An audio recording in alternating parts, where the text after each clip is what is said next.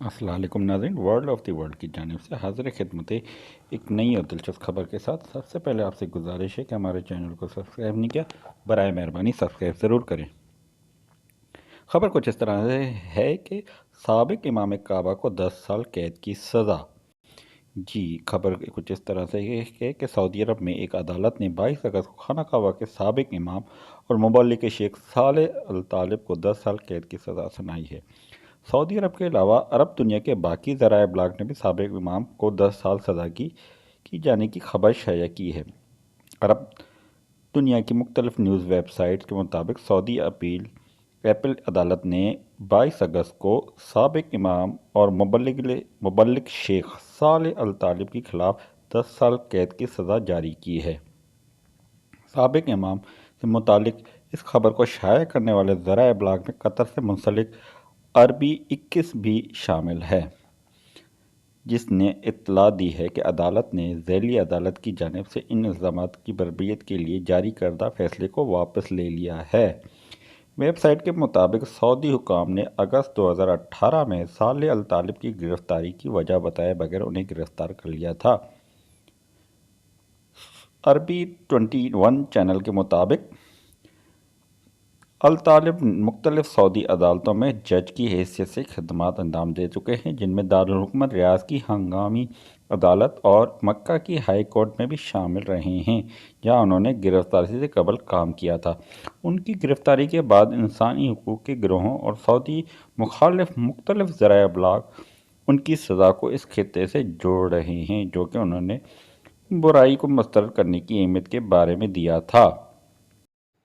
آئیں اب وہ تقریر سنتے ہیں امام کعبہ کی، جس میں انہوں نے حکومتی اقدامات پر تنقید کی تھی، وہ بھی اردو ترجمے کے ساتھ۔ المنافقون في منابرهم احذروا حلقات تحفيظ القرآن، ونقول في منابرنا احذروا أرباب العلمنة المنافقين والمنافقات والدواعش والبغاة والروافض ومثير الشبهات والشهوات، نقول كما يقول علماؤنا الكبار۔ ہم اس ممبر سے بات کہتے ہیں کہ مسلمانوں اپنے آپ کو بچا لو اور چوکنا رکھو منافق مرد اور منافق عورتوں کے سرداروں سے اور مغربی تہذیب کے پروردہ لوگوں سے اور سرکش اور روافضوں سے اور شہوت پرستوں اور آسائشوں کے چاہنے والوں سے اپنے آپ کو بچا لو، ان سے اپنے آپ کو چوکنا رکھو۔ اور ہم وہی بات کرتے ہیں جو ہمارے بڑے علماء کہتے ہیں۔ احذروا الحفلات الماجنة والدعوات المشبوهة، احذروا التبرج والسفور والعري والاختلاط والفساد ومن بالماء العكر يصطاد، احذروا الحفلات الغنائية الكوميدية والسينمائية، وإن زعموا أنها ترفيهية فما هي إلا مشاريع تغريبية بخطوات مدروسة تدريجية وضوابط تغريبية لا ضوابط شرعية، ألبسوها أثوابا جذابة ومغرية وغلفوها بمعاني التغيير والتجديد للأفضل، ترفيه ليس لهم عندهم بدائل غير المجون والغناء والرقص والاختلاط، ما هو إلا عار وخزي ونذير شؤم على البلاد حينما يقدم الشواذ كقدوة للشباب. أيها المترفون المترفهون، إنكم تنفقون أموال الناس على برامجكم التافهة بغير حق ولا فائدة، تنفقونها ثم تكون عليكم حسرة ثم تغلبون. نعم، ستغلبون في معركة القيم والأخلاق، سيغلبكم المجتمع الذي لا يزال ثابتا على دينه مهما تعثر أو ضعف. لن يقبل المجتمع أن يكون الترفيه مستوردا لأقدر ما في الثقافة الغربية لإفساده وتمييع عقيدته وقيمه وأخلاقه. ستغلب برامجكم حلقات تحفيظ القرآن الكريم التي تحاربونها، ستغلبكم مآذننا السامقة التي تدوي الله أكبر الله أكبر كل يوم وليلة 5 مرات فتلامس أسماعنا وتسري في قلوبنا وتخالط أبشارنا.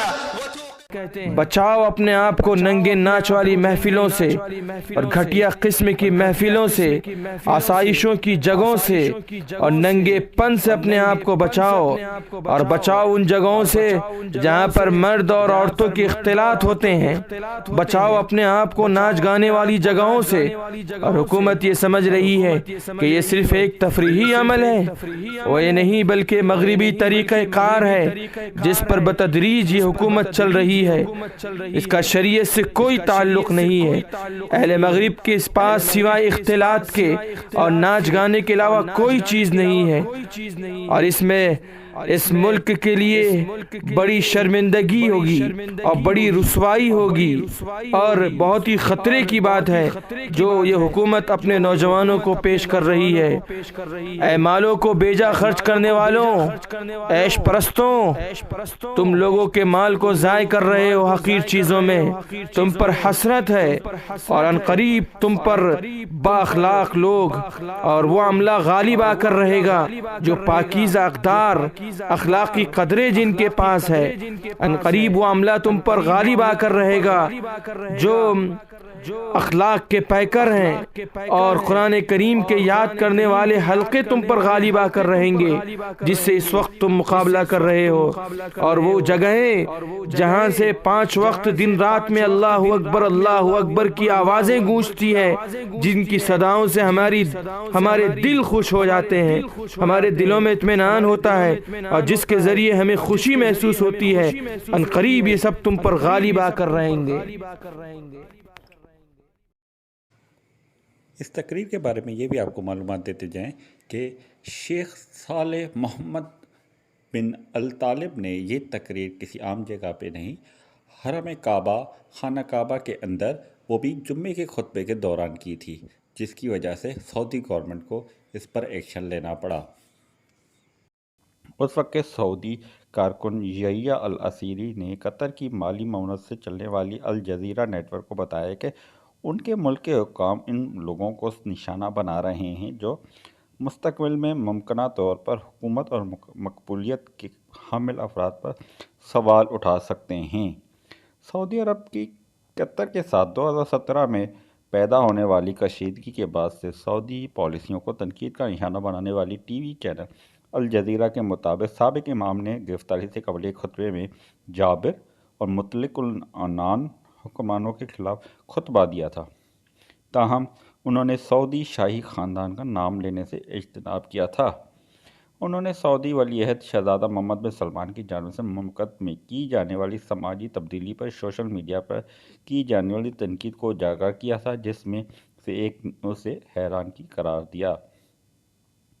گزشتہ چند برسوں کے دوران ملک میں متعدد اسلامی علماء کو ایک انتہائی قدامت پسند مذہبی سوچ رکھنے کی وجہ سے گرفتار کیا گیا ہے، جو سعودی ولی عہد